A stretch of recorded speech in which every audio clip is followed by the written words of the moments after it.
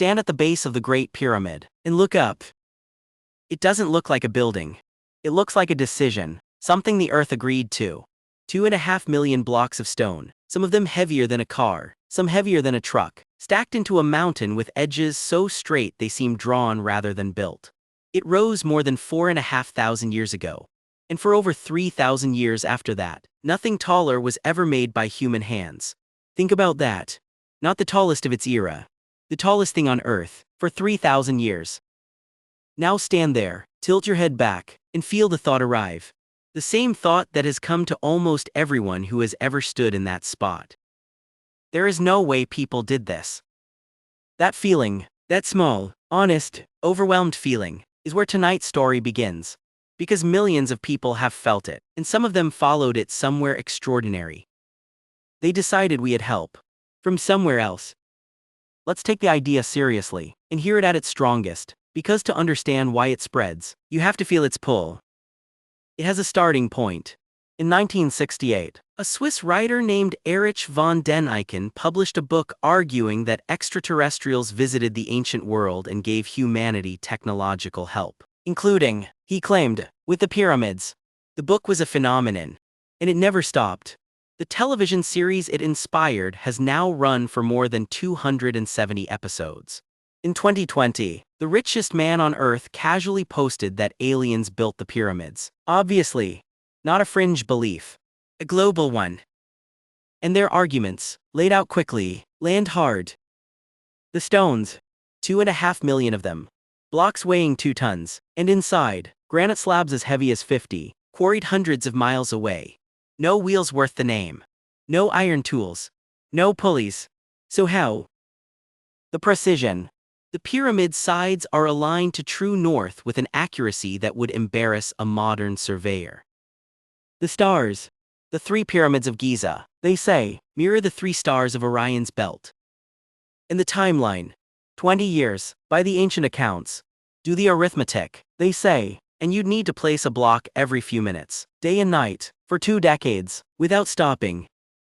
Each point on its own is a shrug. Together, delivered fast, they feel like a case. And for a lot of people, this is the exact moment the floor tilts. What if we've been lied to? Before we test any of it, I want to be honest about something, because I think it's the real engine of this whole story. The alien theory isn't seductive because the evidence is strong. It's seductive because the pyramid is overwhelming. We are very bad at feeling large numbers. 20 years is an abstraction, but it's over 7,000 days. 20,000 workers is a word, but it's a city.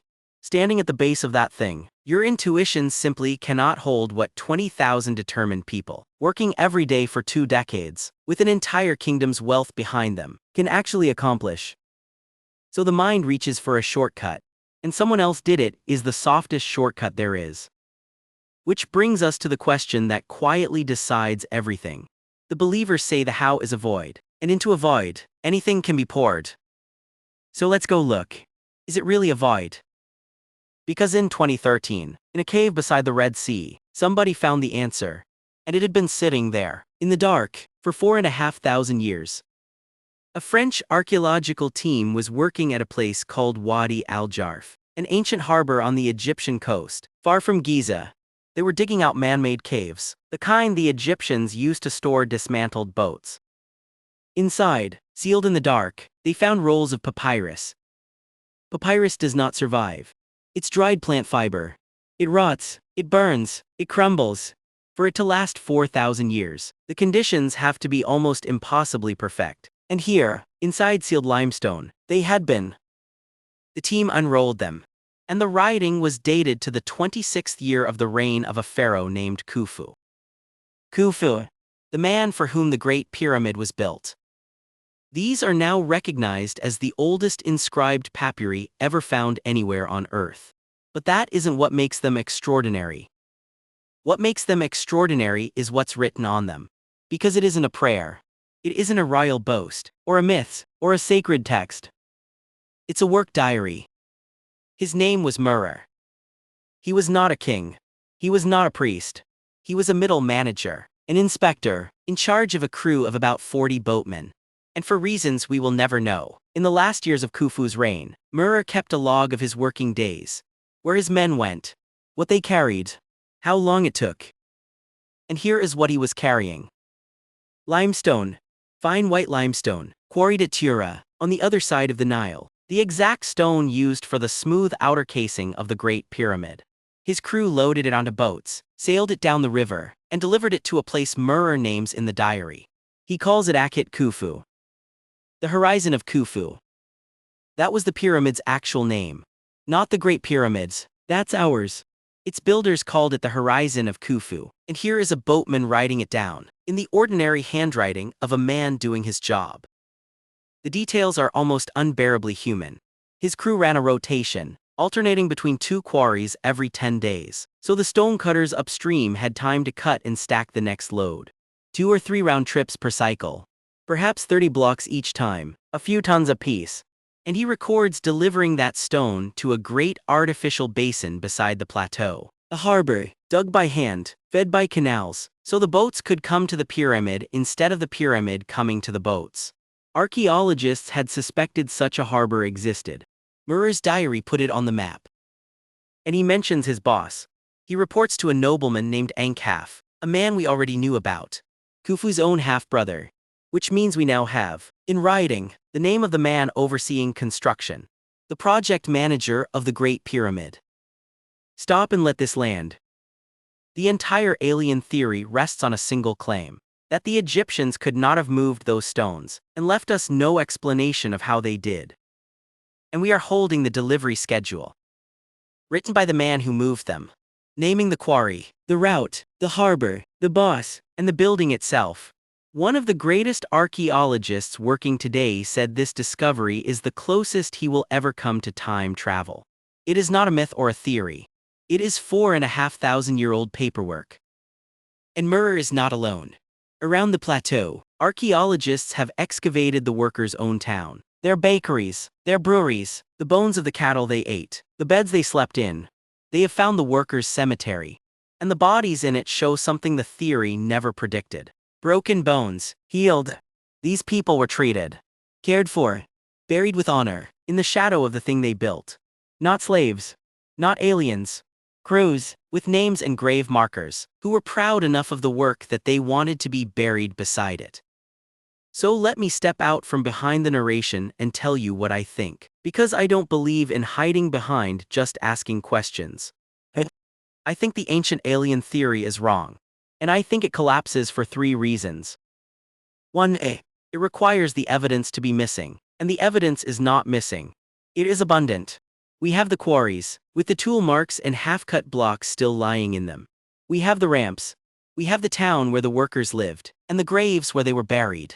And we have Murr's diary. To keep the theory alive, you have to ignore all of it. 2. Its mysteries have ordinary answers. And more than that, we can watch the Egyptians learning. There's a pyramid at Meidum that partly collapsed. There's the bent pyramid, where they changed the angle halfway up, because they realized the first one was too steep. A civilization guided by aliens does not make beginners' mistakes. A civilization of humans, learning by trial and error, does exactly that. The failures are the fingerprints of humanity. 3. And this is the one that actually bothers me. Ask yourself where this theory gets applied. The pyramids, the Nazca lines, Great Zimbabwe, Mesoamerican temples.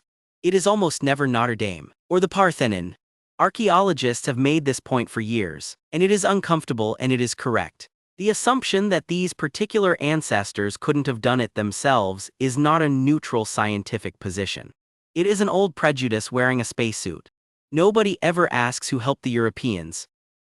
And here's what genuinely frustrates me about it. The truth is better. Engineers who solved problems we still study. 20,000 people, fed and housed and paid, who dragged a mountain into the sky using rope, wood, water, and sheer coordinated will. And a man named Murr, 4,500 years dead, whose paperwork survived long enough to defend his own crew's honor. You want a miracle. That's the miracle. It just happens to be a human one. But I don't want to end by telling you what to think. I want to end with the question I can't stop turning over. Why do we want it to be aliens? The evidence has been public for years.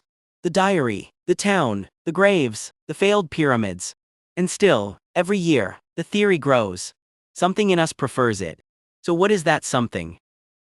Maybe it's humility. In a strange costume, the pyramid is so far beyond us that crediting a god or a starship feels more respectful than crediting a work crew.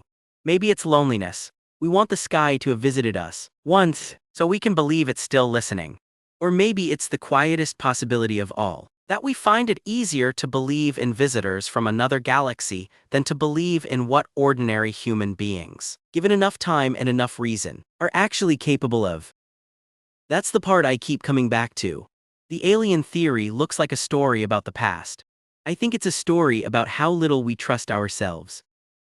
Because if 20,000 people with ropes and boats and no machines could build something that stood as the tallest structure on Earth for 3,000 years, then the ceiling we imagine above our own lives is a lot lower than the real one. So I'll leave it with you. When you look at the pyramid, and something in you whispers that people couldn't have done this, what do you think that voice really is? Tell me in the comments.